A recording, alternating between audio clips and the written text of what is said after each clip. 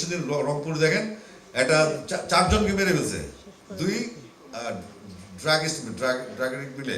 তো খসরুবের দাবির সাথে আমি একমত। এরা একটা নিউজে বোল্ডলি দিবেন যে 1000 কোটি টাকার যে বরাদ্দটা অতীতে ছিল সেটা যেন ছাড় দেওয়া হয়। আমাদের হলে হল বা বাংলাদেশের জেলায় জেলায় উপজেলায় যেখানে স্টেডিয়াম, যেখানে খেলাধুলা হবে সেখানেই যেন আমাদের সিনেমা হলগুলো স্থাপন করা হয় এবং সম্ভবত যাচাই করা হয়।